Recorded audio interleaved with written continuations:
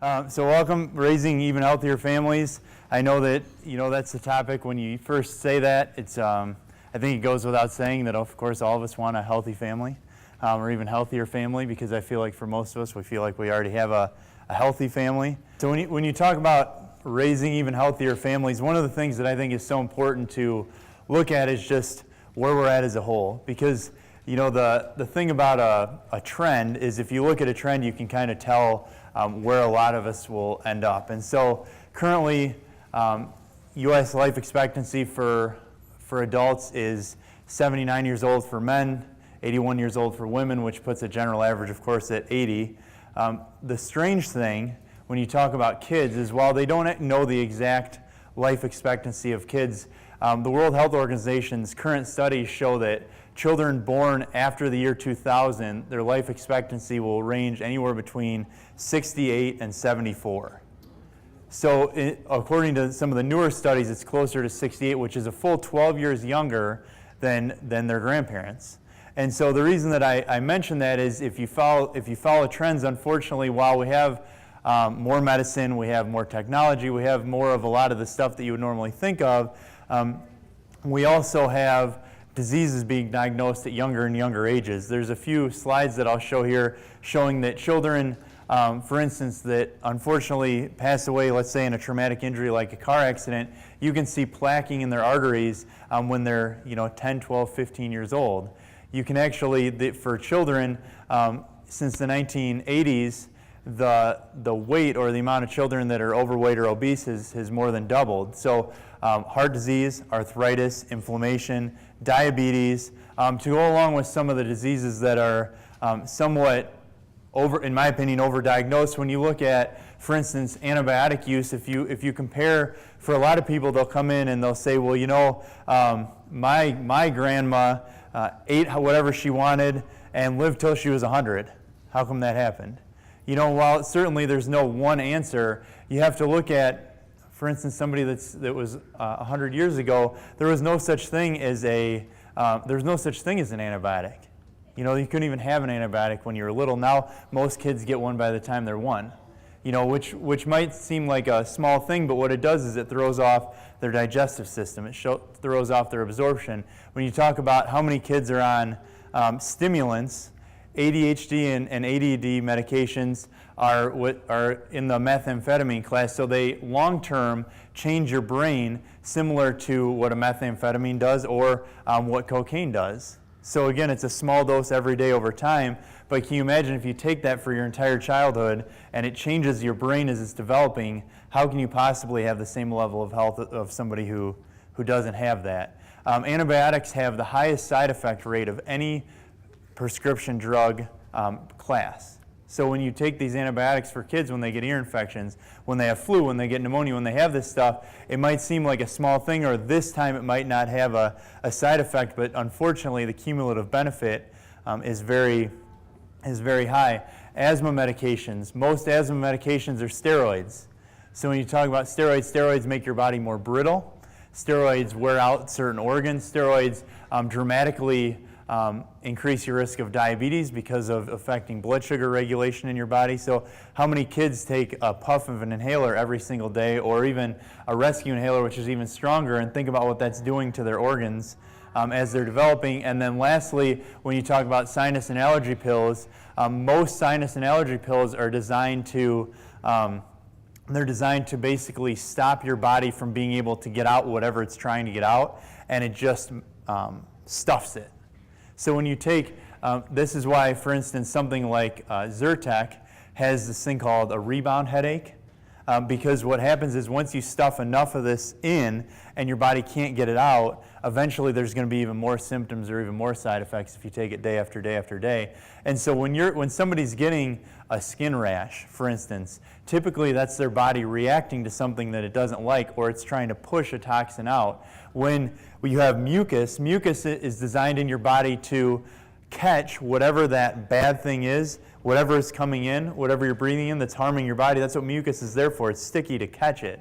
So imagine if you get rid of all the mucus and you let whatever your body's treating as a chemical in over a long period of time, think about what that's got to do to somebody's health.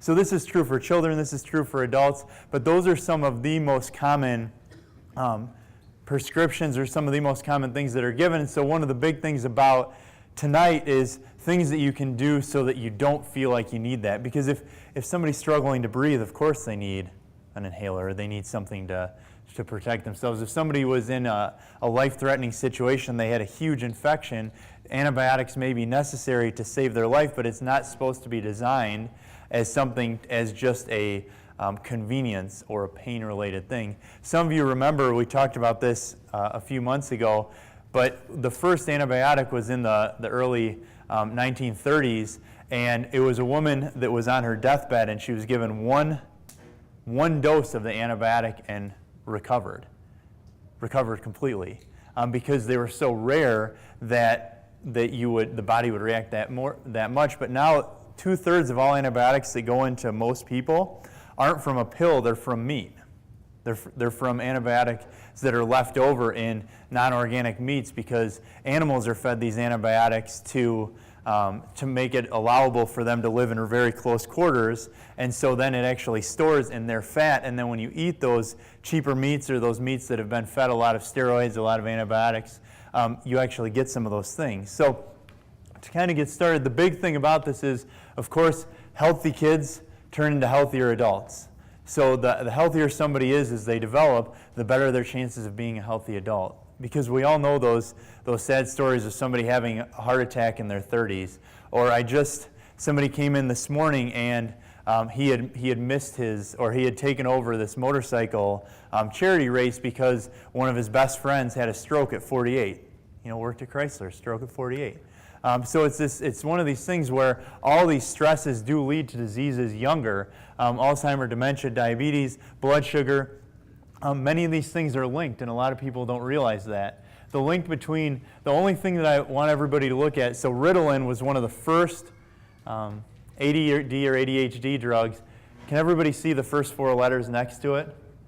Meth, right? So it's been proven scientifically. University of Buffalo showed that long-term use of that medication changes your brain. Changes the formulation, changes the way the synapses develop, and Dr. Kyle is going to go into that in much more depth. But lastly here, one thing we have to look at with kids is not that kids aren't going to put on certain layers of body fat so that they can grow, but too much body fat causes a lot of damage to kids as they age. Causes plaquing, causes diabetes risk, causes a lot of problems. And of course, I already mentioned 35% of kids 16 to 20 already had plaquing. 10% of children under 15 that died in an accident had plaquing in their arteries. Autism. So everybody knows autism's on a dramatic rise. Most people know multiple people with autism. Whether you link autism to vaccines or genetics or whatever you personally look at, one thing that has been proven is if you have a genetic predisposition to autism, toxicity will increase your risk of developing it. Well, there's toxicity from whatever chemical it comes from. And so the next slide here, they did a research study, and this is in Texas. But if you look, autism, and these are the more major cities, but autism rates had radically gone up. And if you look, toxicity levels in water, in food, in agriculture, toxicity levels almost exactly mimicked the rates of autism and where they're at in Texas. So just something to think about. Detoxing is not just for adults. Detoxing is important for kids, and kids are much more likely to be putting chemicals or toxins in their body through candy, through preservative-filled foods. And so here's Dr. Kyle to talk about foods and ADD and ADHD. So we're going to start today. This is the first topic that we're going to go into a little bit deeper, and I feel this is really important because when we talk about one of the tenets of chiropractic, it's above, down, inside out, right? So your health starts in your brain, works its way down to your body. So anything that truly affects the brain, that's something that we need to start as the foundation. And ADD and ADHD are some of the most prevalent psychoactive disorders or psychological disorders facing children today. Right now, the current statistic is between 9 and 10% of the population of children below 17 years old are taking a form of methamphetamine and Ritalin or Adderall. So to go through and explain how the food that's eaten and the toxins that are put into the body of any child truly affect the way the brain is functioning and where it actually acts like a drug, I just want to explain something really quick to you, how the nervous system works. And this is true of anyone, no matter if you're 1 day old or 99 years old. The cells in your body and your nervous system are called neurons. Specialized cells from the brain all the way down in every nerve fiber. They communicate with one another over this space called the synapse that Dr. Jared had mentioned. And the way they do that are very small chemicals here called neurotransmitters. So the signal goes from the top cell to the bottom cell via these chemicals. These are receptors down here that act like a lock and key. They match up perfectly. So these are dopamine receptors. Dopamine is the neurotransmitter in your brain that is the pleasure transmitter. So when you do cocaine or heroin or methamphetamine or sugar or artificial sweeteners, these are what are triggered. And so what happens with children when they eat a lot of sugar, they have artificial preservatives, they have different things that trigger this response. All this dopamine is released. The receptors get very active and they tell the brain, we're not just here anymore, we're buzzing on this level now, right? Most people think of it as like a sugar high when you give kids candy. So what happens over time is those receptors start to burn out because they're being overstimulated. So the child actually loses those receptors that they need, and so it takes more and more and more in order to get to that normal level or the new baseline that they have. It's the similar pattern that you see with drug addiction. So that's actually what Ritalin, and this is the same slide again, what it does is it goes in and it prevents synthetically all these dopamine chemicals from getting to this receptor. Well, it's not really addressing the problem. The diet never changes, so over time, this cell becomes more and more numb to the natural dopamine that needs to be there, and as the child develops, this gets locked in. This is how Ritalin and Adderall at a very young age affect the thoughts and the decision-making processes of children as they age. I'm not going to run through this whole thing. This is from the New England Journal of Medicine. It runs through the entire gamut. The child eats excessive sugar, it stimulates dopamine, it destroys the receptors. All the way down here at the bottom at the end of this, I want you to see this triangle that starts. The prefrontal cortex gets inhibited, that controls your emotions. That leads to obesity and binge eating, which leads to ADHD, which leads to inhibition. It becomes a cycle that the child is caught in when it's not addressed. So ADHD, what are some of the things you can do, or that your child, your grandchild, your niece or nephew can do that actually offset the effects of this terrible disorder without taking a legalized form of methamphetamine? Number one, and this is the key, but number one is chiropractic to control the function of the nervous system. But what you can do as a diet to address that, avoid sugars and sweeteners. That jumps blood sugar, it carries blood into your brain. By taking that out of the diet and limiting it, you're actually going to reduce that dopamine overstimulation. High fructose corn syrup is one of the most concentrated forms of this. It's in a lot of the processed foods, so this is a big, big no-no for children that suffer from ADD or ADHD. Sucralose is another one of those artificial sweeteners. Same thing, it jumps the blood sugar and it causes this long-term change in the thought process. Food additives and preservatives, anything that's put into the shelf that can last for too long, anything that's over-processed, that's not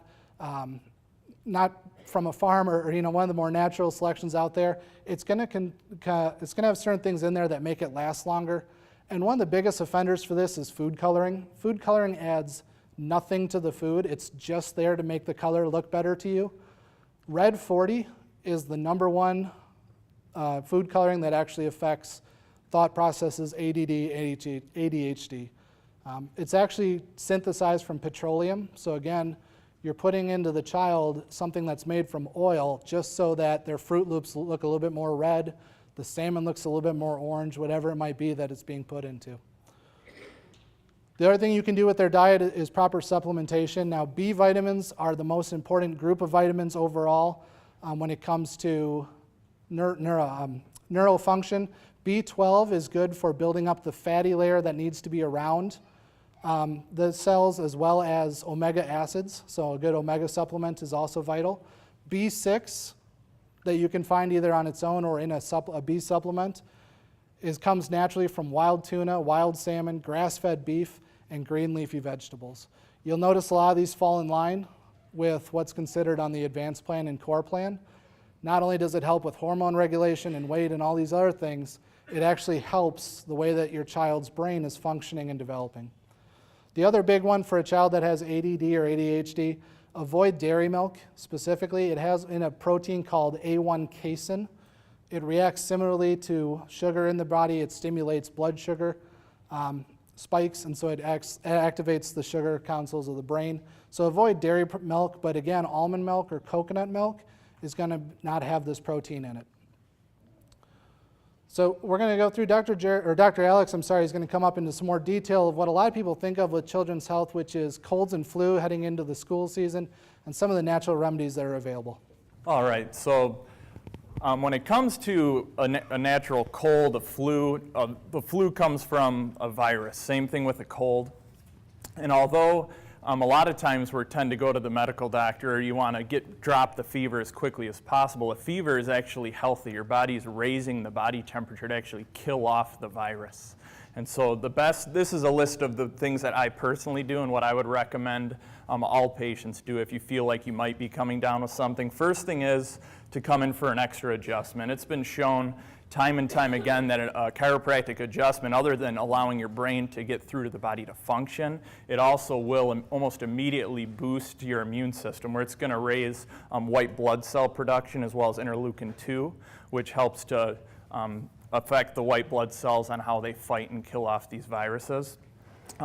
Secondly is to exercise. Although you may not feel like it, if you can actually exercise, get your metabolism pumping, break a sweat, it'll actually help your body build up your immune system and get over the sickness a lot quicker. Third is drink a lot of water. So that's one thing, even with my son, whenever if he feels like he might be coming down with a cold or something, is make sure even the little ones drink as much water as possible.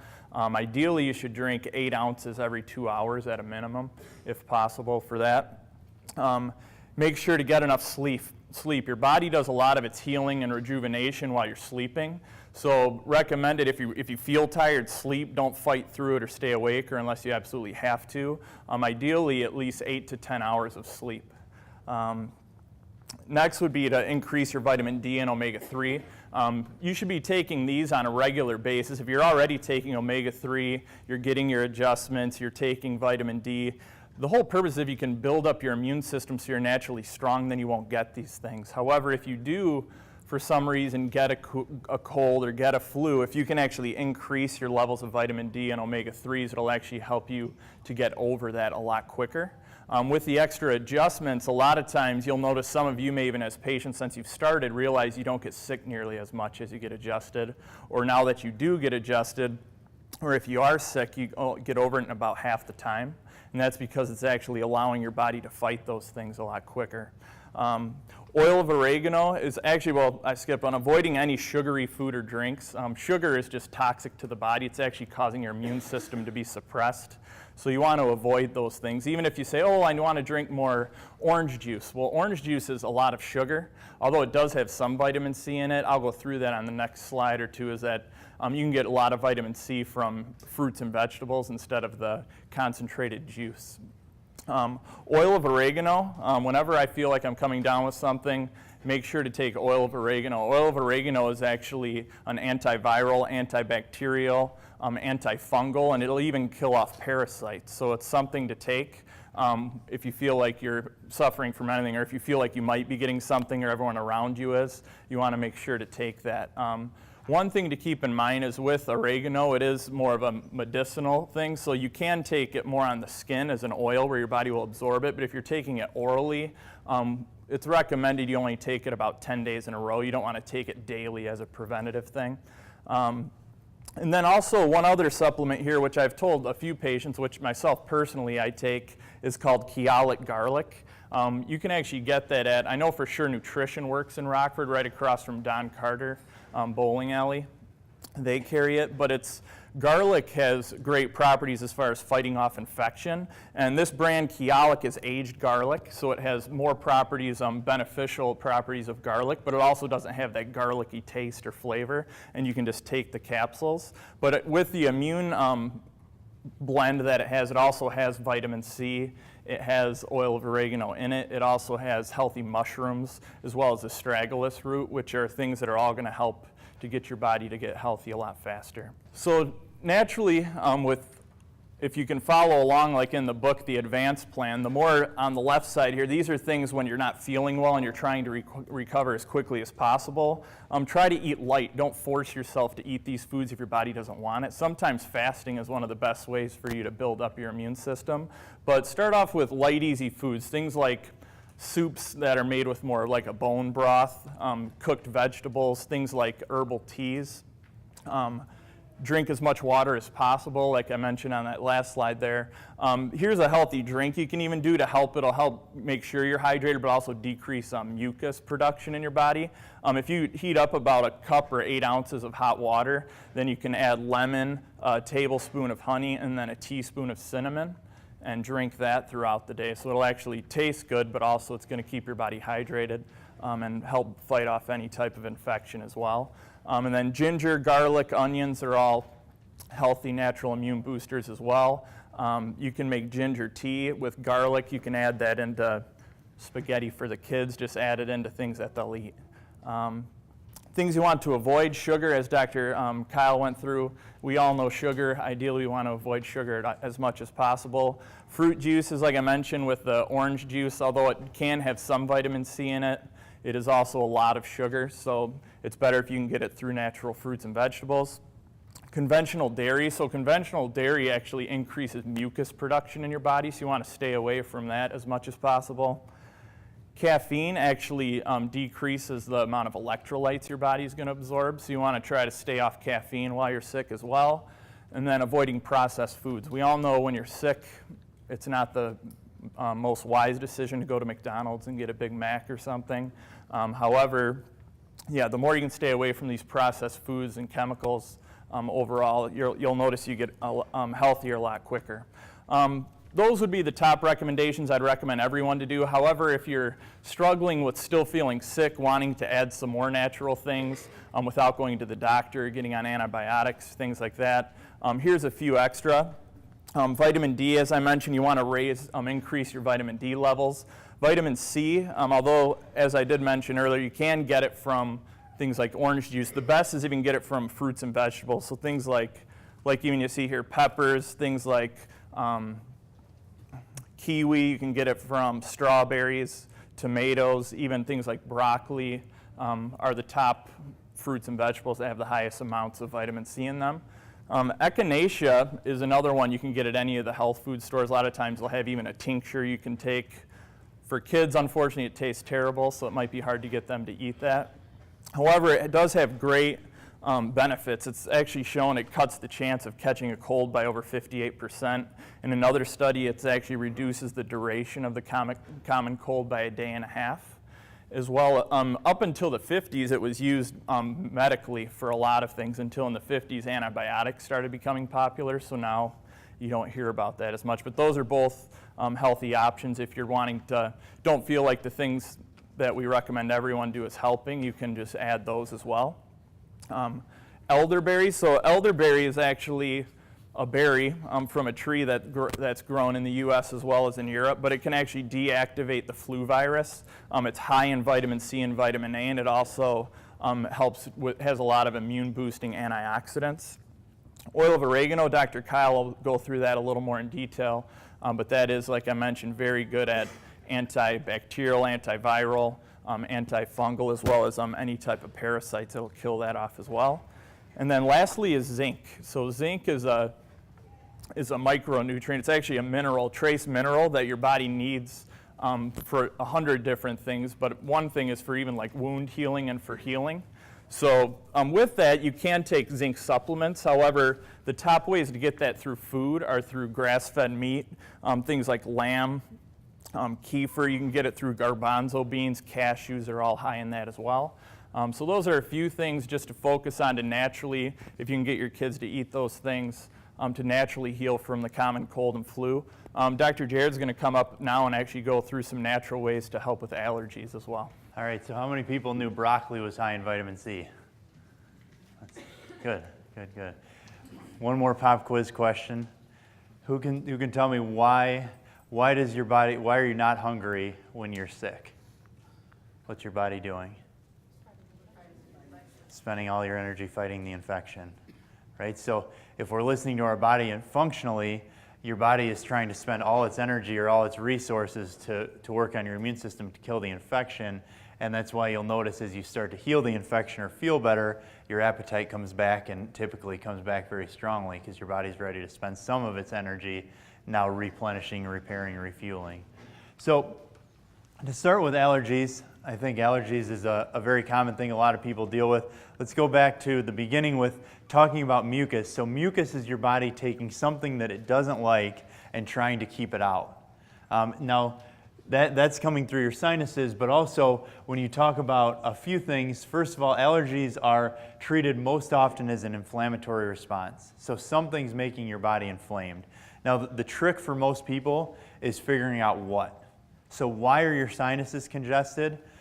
It's what is the trigger spot. So from a functional level, you know, one of the more common things that we look at the upper part of your neck, because neurologically you may just not be operating at the best level. Your sinuses may be below average in this area, but if it's beyond that, if you're getting adjusted, there's a few things that really should stand out.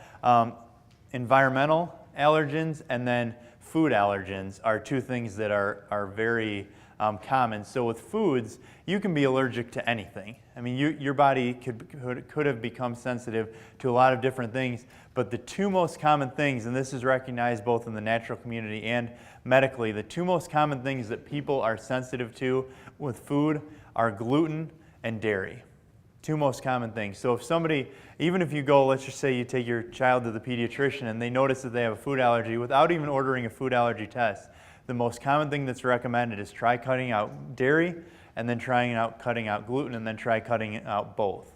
And those two things are reactive, and they don't just cause digestive issues, they very often cause allergies. And the reason is, again, not necessarily that those things were created poorly, but often it's because of what we've done to them. So why is gluten so hard on us? For most people, it's not even the gluten itself, although gluten is a cheaper part of the plant. But gluten sensitivities have become a lot more popular with the genetic modification of wheat. So you may know this, and we're not going to go into genetic modification tonight, but when you change the chemical or the molecular, I shouldn't say chemical, the molecular structure of a plant, that's something that humans have digested for thousands of years, this is the first generation of people that have to try and figure out, their bodies have to try and figure out how to digest it, which has created a lot of gluten allergies. The second thing with dairy, a big part about dairy is how it's made and how it's processed. So a dairy cow, if you're eating non-organic, non-grass-fed, is fed corn, which is not in its natural diet. Following that, it's put, as you've heard before, you can, on average, trace, if you do a conventional dairy, a conventional glass of milk, you can find 22 different types of chemicals in the milk.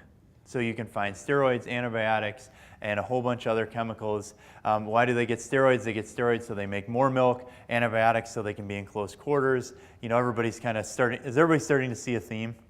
You know, so some of what we're messing with is causing it. Following that, most dairy is meant to be eaten raw.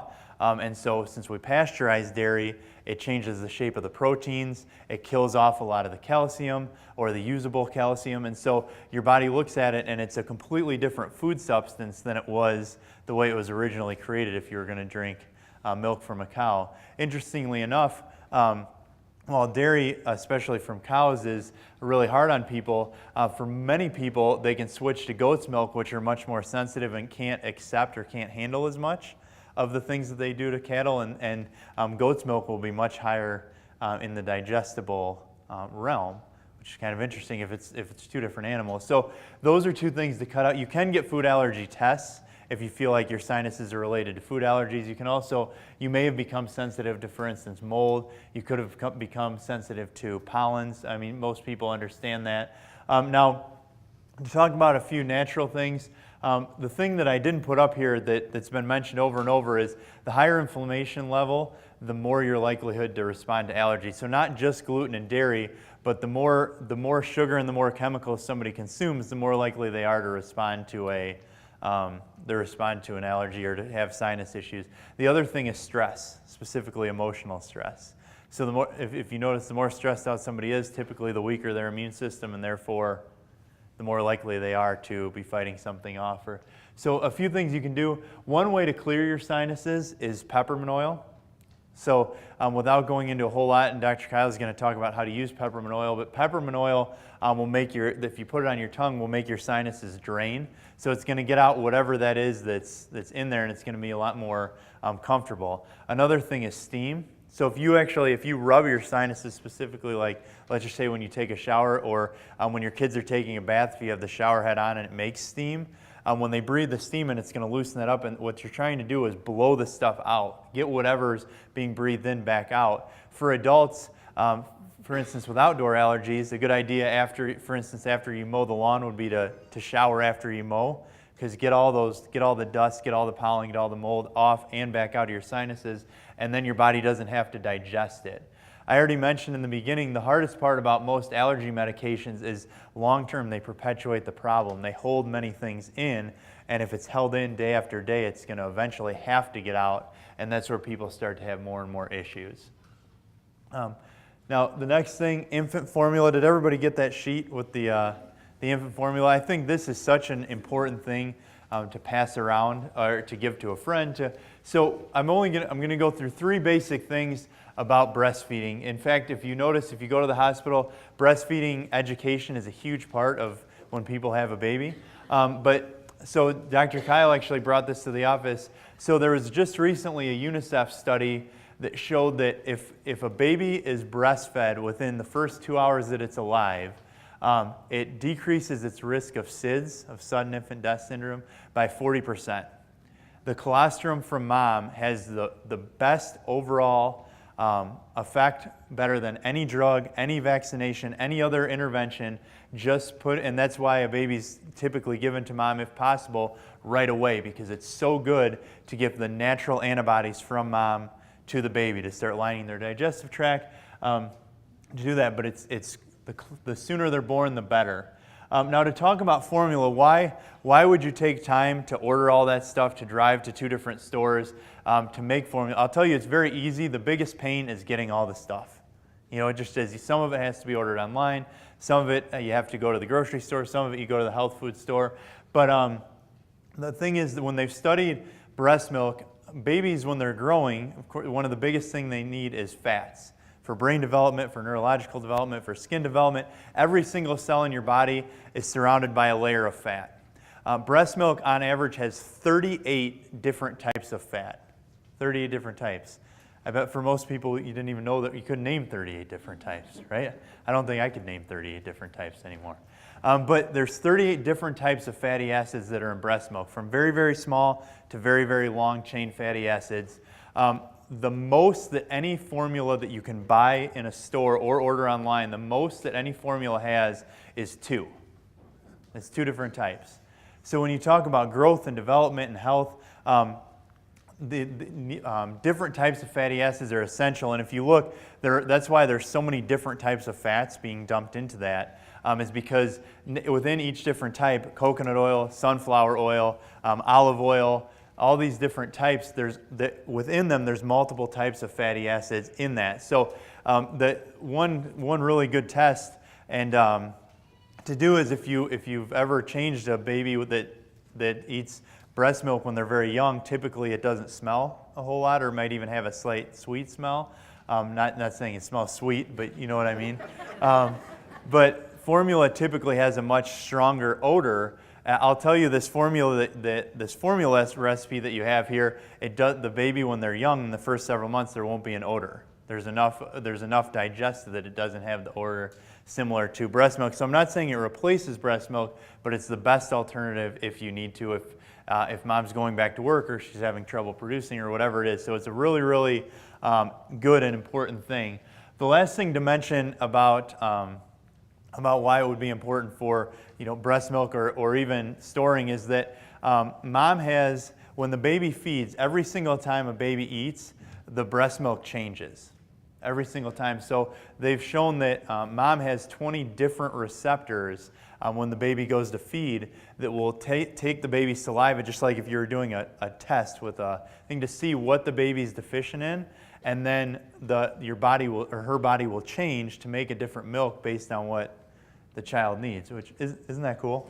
Your body will do that. So our body's always smarter than we are. It always is. So the more we can do to supplement that, and so again, while that formula, at least you're giving the baby a lot of different options or a lot of different types, so you can come the closest to that. The next thing to mention, like I said, we don't go into this a whole lot, but a lot of people, especially a lot of parents, are interested in vaccination. So I'm going to go through some very basic things tonight. We're going to spend less than 10 minutes on it.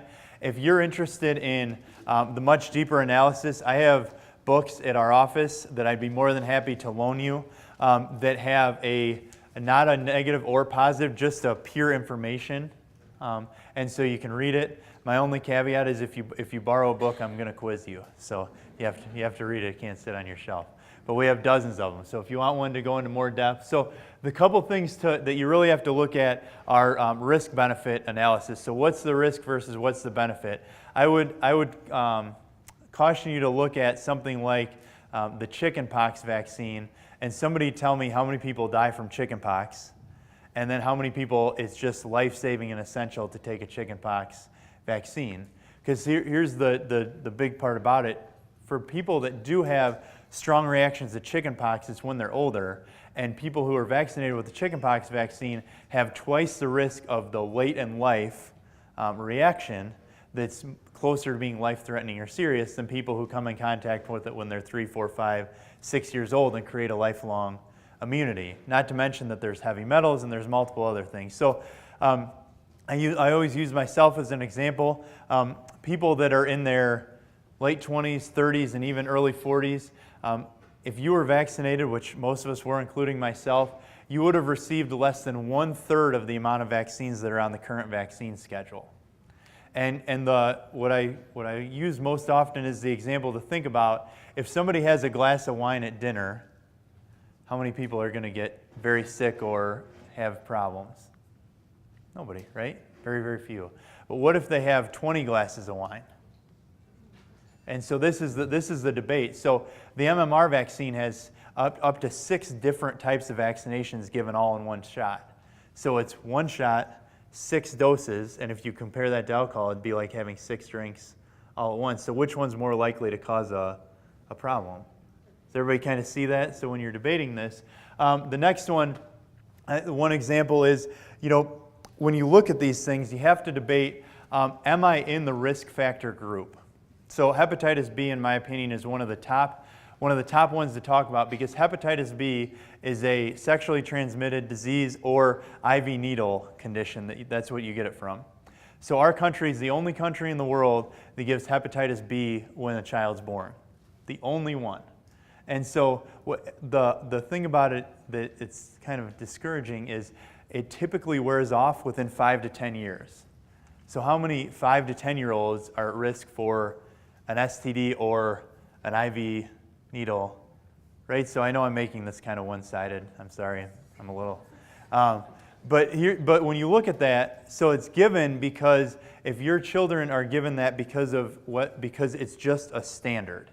So it's given to every single person. So you're basically acknowledging that you're at risk, or that your wife's at risk for that. So, that's one of the ones that I think is probably easiest to refuse, at least when somebody's 1 day old, because the younger you are, also the higher your risk of adverse reactions. So the more vaccines given, the younger you are, the weaker your immune system, the higher your chance to respond. So this is where every parent needs to make their own decision. But, think about, would it be so bad to wait till they're in 7th grade to have that one? Or would it be so bad to space them out a little bit, or not get the 6-in-1 rounds? Can everybody kind of see at least why you want to look at it? The next thing to talk about is metal.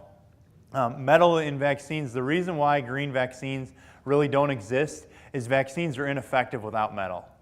So what the metal does is the metal damages your nerve system. So the same reason most of you get adjusted to improve your nerve system, metal damages the aluminum or the mercury that's put in your body. What it does is it wakes your neurology up. It causes some level of damage, and then so that's why a smaller dose of a disease can create an immunity is because since your nerve system's so hypersensitive, putting that smaller dose of the flu or putting that smaller dose of the measles or putting that smaller dose of whatever into your body, that's why you have the only chance of actually having it work. And then because it's unfortunately not 100% effective, that's why there's 2 rounds of this and 3 rounds of this, and you have to take multiple shots. It might have been effective the first time, but it's just not known, so you have to have multiple doses to even get a reaction. And then here's the last one, and I only put this on here because I was so upset about that new commercial. I don't know if anybody's seen that little boy on the HPV commercial about, I wish my parents would have known, and I wish this, and I wish that. And it's this big emotional tear. And it's, sadly, it's because that's the one that's the closest to getting pulled off the schedule, supposedly. So now it's heavily marketed. But when you look at that, so HPV, that vaccine has, last time I checked, 4 of the 86 strains of HPV. 4 of 86. So you're going to put it also is one of the top 3 highest adverse reaction vaccines, meaning that you're most likely to have a vaccine injury with that condition. And what it prevents is cervical cancer. And not saying that cervical cancer isn't a concern, but it's one of the lower risk cancers out there. It's one of the ones that has a high life expectancy, has that high 5-year survival rate. There's a lot of early intervention. So you're getting a shot for something that's probably not deadly, and then you're putting it in both boys and girls, and you're only covering 4 of the 86 strains. So again, these are a few things to think about because I don't think these things are as known. They're certainly not mentioned on these emotional commercials that are published. And so you have to look at it. I told somebody, I told Don today when he was in here, I said, I would love to be pro all this kind of stuff. It would be so much easier. It would be easier to be mainstream. It would be easier to go with it. But I have yet to have somebody give me enough information that could make me feel the other way. We don't make any money on any of this stuff. We don't make any money to say you should or shouldn't do this. But we have seen a lot of people who have some level of injury, who have some level of damage, who have had, in some cases, their lives ruined because of these things. And if you want to simplify it, Mayor Eisenstein, who had a 30,000 child pediatric practice in Chicago, had 30,000 children that were unvaccinated, only 3 cases of autism compared to the average, which is under 1 in 100 at this point. And the other thing is the study versus the U.S. population showed that because of these metals increasing your sensitivity, they don't just increase your sensitivity to the disease that's put in, they increase your sensitivity to everything you come in contact with. So what it did is it raised the amount of children that have asthma and allergies by 400% from the early 1970s. So in the less than 50 years, we've increased the amount of kids that have allergies and asthma that have put drugs in their body every day that are dependent on an inhaler, potentially to affect things that either might not be life-threatening or your child may have no risk of whatsoever, and it's just a blanket thing. Hopefully everybody's at least intrigued at this point. Go ahead, Renee. What have you done with your son? Zero. And Dr. Alex and Dr. Kyle and I think everybody else. 0 so far. And everybody lived. Now, digestive issues. This is the next most common thing for kids because how many kids fight digestive stuff? It's tough. There's a lot of kids that have everything from they're already getting acid reflux, they're already having trouble with constipation, they're having problems with, again, food sensitivities. So here's a few things that you should look at for kids for digestive issues. The first one is probiotics. Probiotics occur naturally, so this isn't all supplement driven. Probiotics occur naturally on raw foods. So raw nuts, raw vegetables, raw fruits. Probiotics occur naturally on these things. But probiotics are very, very important for digestive health. Now, you think about kids and you think about their parents. In most cases, kids eat less healthy than their parents, right? How many people's kids eat chicken nuggets or macaroni and cheese? Or if they don't eat it at your house, they eat it at Grandma and Grandpa's. For any Grandma and Grandpas in here, or school or something. And so these bad foods will end up killing the good bacteria in somebody's digestive tract. Another thing that happens, so when kids do get hurt, which is inevitable, things like Tylenol, ibuprofen, these very low risk would be considered low risk drugs.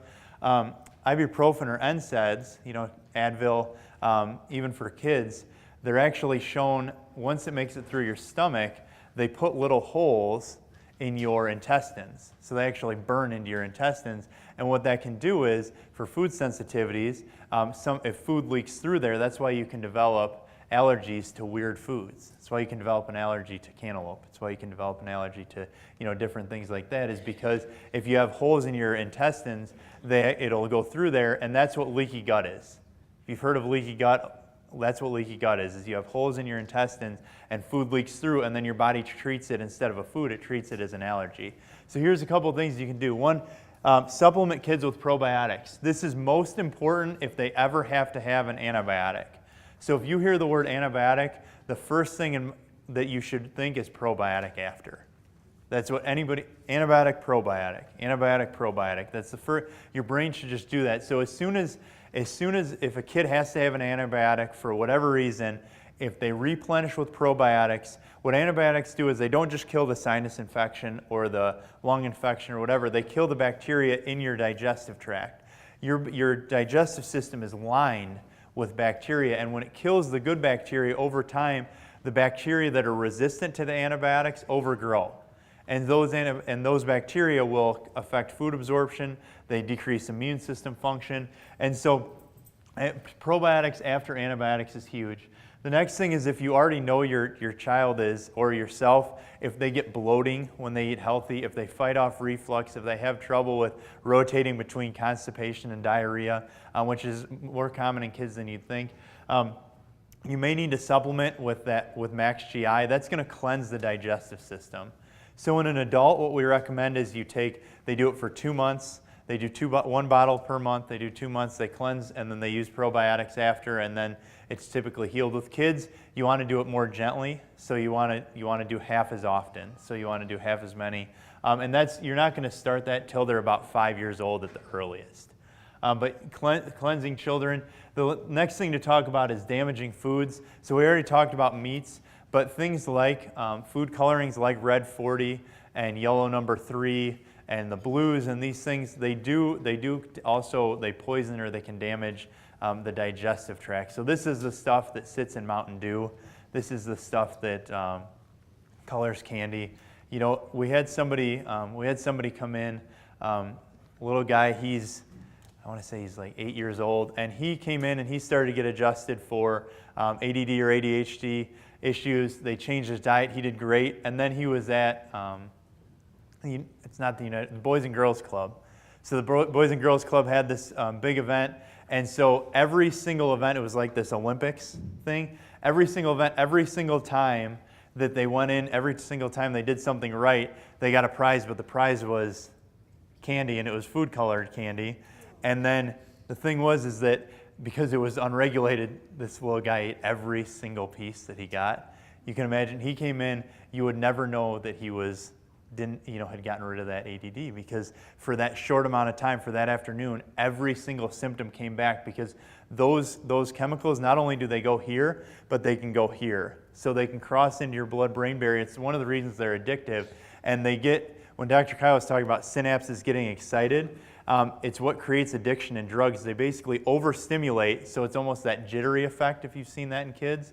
And then when it runs off, it's a low. It's that emotional low that they'll actually feel, which creates wanting to go get another piece, or wanting to go get more sugar, or wanting to go get the MSG, which is in the hot dogs and the Kraft macaroni and cheese. So those foods are damaging. So it is important, even if you're going to have those as vacation meals, there are even healthier options. And the last thing to mention is water. A lot of kids don't drink enough water because they drink juice, or they drink soda, or they drink something. Water will help massively with digestion. Water will help with energy for kids. Water will actually help with allergies. When we go back, if you drink more water, water can help dramatically with allergies because it helps your body pull or detox. Kids with constipation, water is a big thing. So here's 2 examples. 2 things quickly with food. That's butter in the bottom, that's margarine at the top. Those black things are all ants. So ants, when you can do this experiment, it's in the summer if you want to, but put a piece of both outside and see which one the insects go to. But they'll go to the thing that's real because it's digestible or it's healthy, it's instinctive. What was that on the left? This is both margarine. Those are both margarine. The second thing, this Subway just got in trouble for this a while ago, or it made big news not quite a year ago. But you ever notice Subway bread's roughly the same pressure all the time? It doesn't really crush well. What they found was that one of the ingredients was one of the same ingredients that makes yoga mats crush well.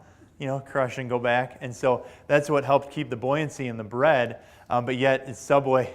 Kind of the hard thing is, right, Subway, eat fresh. I mean, that's their thing. And so their bread was shown to have all these different chemicals, but the one that stood out the most different from most of the other fast food chains is it had a chemical, and you can read that big word, but it's a chemical that's in yoga mats.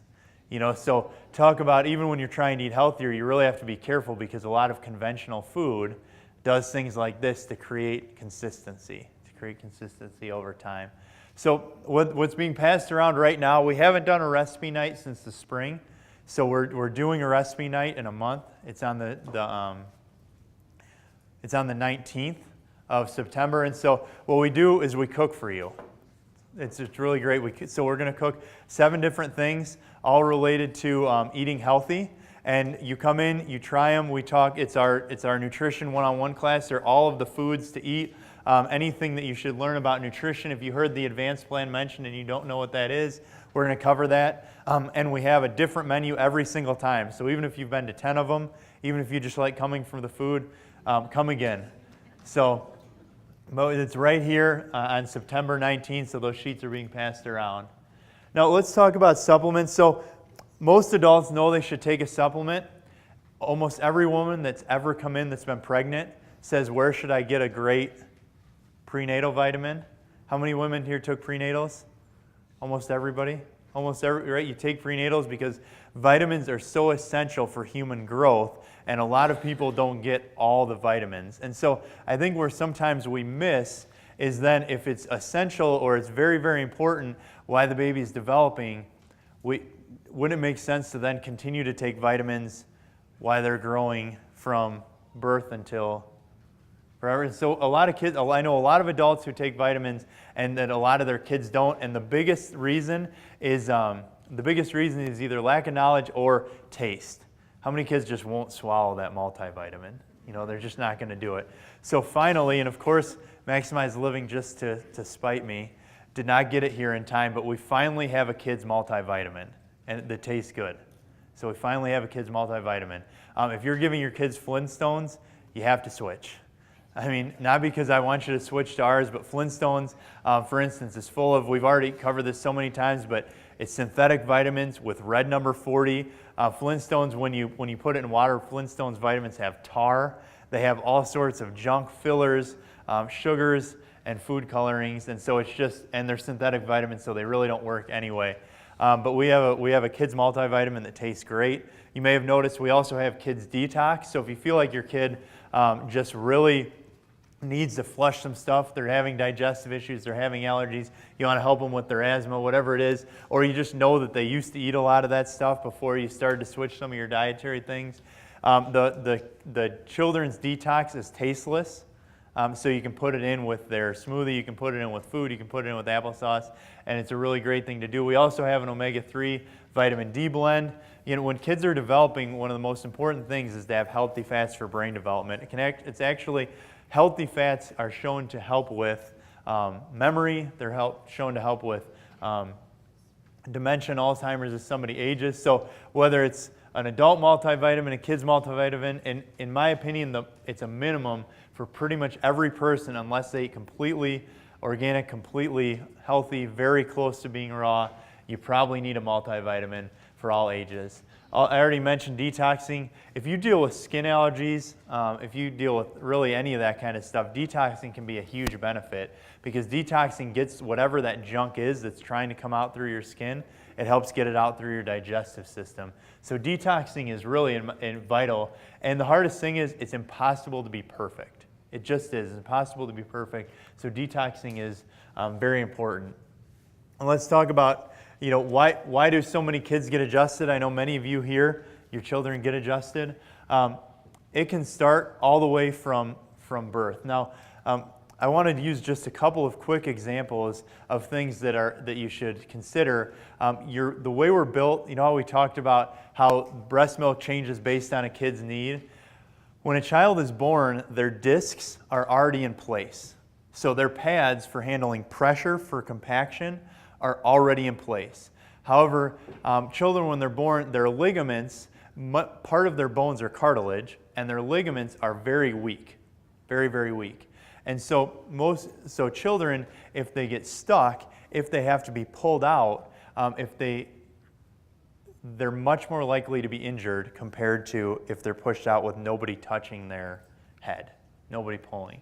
And so because of that, they've done studies. Most of this was done in Australia. They studied thousands of kids, and they showed that but depending on which study you look at, 80 to 90% of kids had some small amount of shift in their top bone in their neck after their birth or after their delivery, because it's so common to pull a baby out. 1 in every 10 had a severe shift. Now, these are going to be kids that are much more likely to be severely colicky, to get lots of ear infections really young, to not sleep, to have trouble latching. But those small shifts, especially now when you think of when they're learning to walk, when they're learning to crawl, if they fall off the bed, if they have these basic injuries, I'm really working on my son to try and get him to have less than 1 head injury a week. It seems like every single week he smashes his face on something. So, when you think about, is that enough to over time, develop some subluxation or need to be adjusted, you can probably see why it benefits kids so well. If you read the newsletter this week, we talked about kids and ear infections. So kids and ear infections, 90% of kids on average will have an ear infection by the time they're 1. A large percent of kids will have chronic ear infections where they've had antibiotic after antibiotic after antibiotic.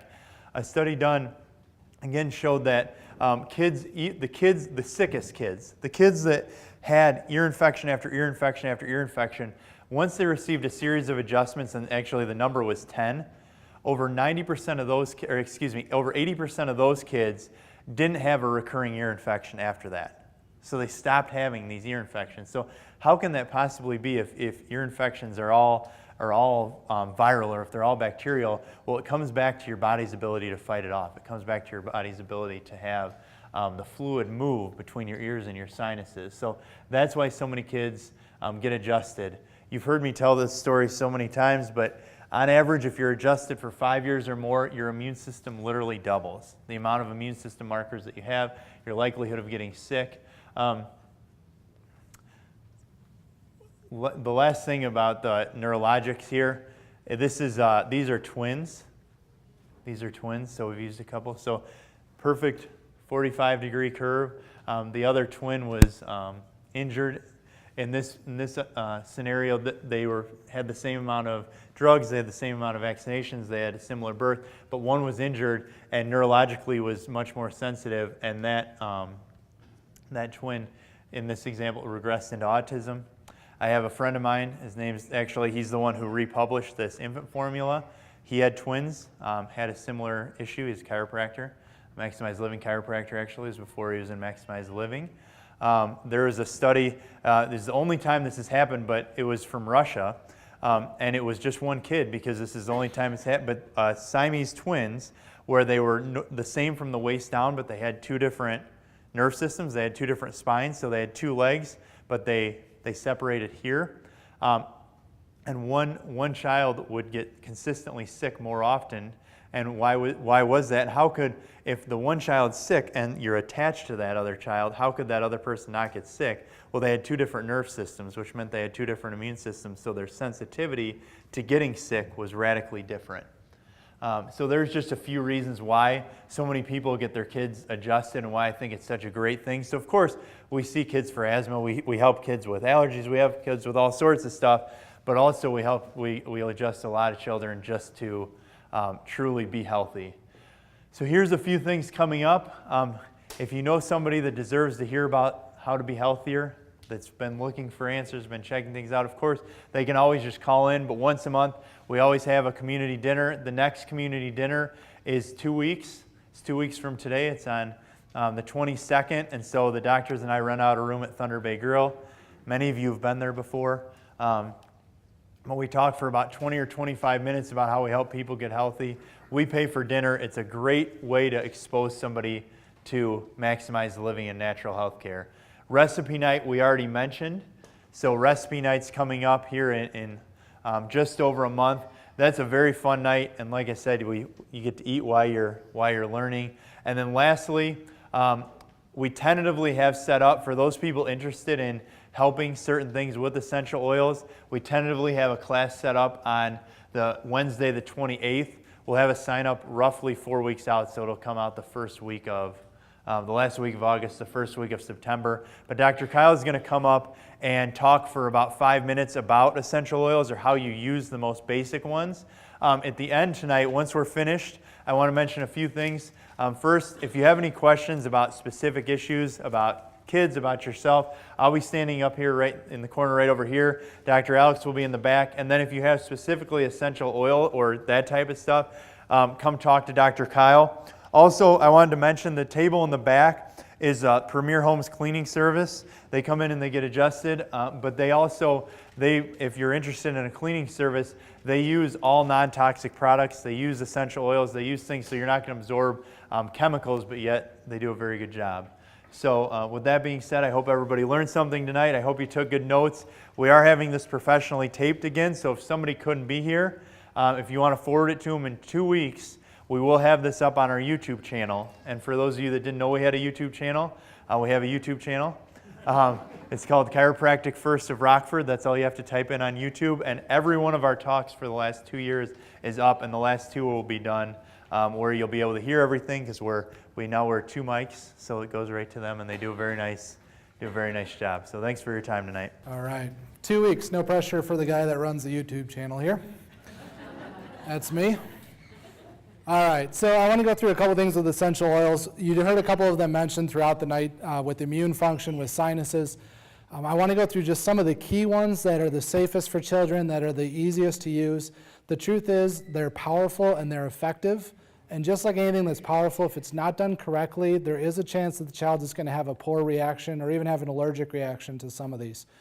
So a couple of the things. Number one, a general guideline, 1 to 2 drops of oil at any time every 4 to 6 hours, is the limit you should use with a child. With adults, we recommend 3 to 4. You can take up to 24 in a day.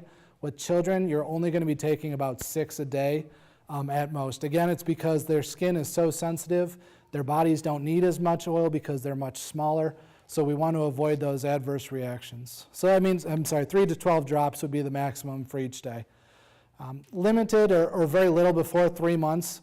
This is really important because they are so young and they're developing their nervous system, they're developing their immune system, their GI tract. Lavender is really kind of the best overall oil at this stage in development. It's the most soothing, and it's the least likely to cause anything that's going to be adverse. It's also very powerful as a relaxant, so it's one that I used on my young child to help with like calming down at night, things like that. Avoid oral consumption. This is for an adult. You can sometimes put the oils on your tongue, or you can put it under your tongue. You can take a few drops just right into the mouth. For children, until they get to be about 10 years old, you really want to limit this. Really just use it with a carrier oil, like a coconut oil or something, mixed together and then put onto the skin, or put into a pill that you can buy, like a vegetable capsule that they can take internally. Those are the best ways for a child, as well as diffusing into the air, depending on the size of the room. It's really important, if you are going to put it on the skin, put it in a carrier oil, so something like coconut oil, avocado oil, almond oil. These are the best. Generally use one of those, or use 1 ounce of the carrier oil for every drop of essential oil. And the best place to put this on a child is actually on the bottom of their foot. The reason why a child, especially an infant, their skin is very thin, and so it doesn't take very long for the oil to get absorbed through, whereas the bottom of the foot is one of the fattier parts of the child. So you can put that on there and it's not going to have such immediate strong reactions. It's actually going to spread out the reaction time slightly. Make sure to dilute that and then apply to the feet. As they get older, you can put it a little bit on their back where there's some thicker muscles and soft tissue, and even their butt, depending on how old they are, your comfort level. All right, and most importantly, keep the bottles out of reach when they're a young child. The truth is they smell really good. They really smell like candies. They smell like oranges and apples and things. And if they don't understand how powerful it is and you find them and they're ingesting it, they can have a very serious reaction. So really make sure that they're guarded, almost like you would any other medication, so that there's less of a chance of them finding it and enjoying it because of the smell. So some of the basic ones, and I'll tell you the class that we're going to do in September, we're going to go into much more detail on a lot of these, but I do want to go through really kind of the 4 or 5 main ones that are great for children. Lavender is what I consider to be kind of the gold standard. It's extremely calming. It helps with skin reactions, so rashes, mosquito bites, I should say, things like that. Headaches, it's very powerful for as well. So this is a very soothing one. It's one that you can put into like bath water, very easy on the body. And this is the one too at the very young age, at only a few months old, is going to be one of the best options. Peppermint, we talked about this for sinus specifically, respiration issues, concentration. This helps with ADD and ADHD, as well as boosting memory. This is a great one to put into a diffuser to let out into the room, especially around the holidays and things. It smells wonderful. Tea tree oil, or if you don't find the tea tree oil, the real name of that is actually from the Melaleuca plant, so Melaleuca oil. This is an amazing one for skin. It's an astringent, so it actually closes the pores on the skin, so it helps cut down on things like acne, irritation of the skin, things like that when they do come in contact with an allergen or something that irritates it. And then the final one is a mix, and this is one that's specific to doTERRA, which is one of we mentioned this because it's one that you actually, when you're in our office, you're breathing in this on guard and you may not even notice it. This is really an immune function booster. So it's a mix of many different oils. A lot of the major companies will have an immune system blend. Look for a good one of those. This is an overall immune booster. It's not to be used if they do get sick, but actually more of a preventative medicine.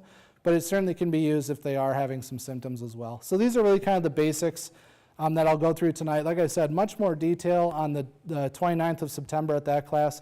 So make sure to sign up and come prepared with some good knowledge and some good questions to ask. With that being said, thank you again for tonight. I'll be up here in the front corner if you have a specific question about oil, or Dr. Jared, Dr. Alex in the back as well. Thank you.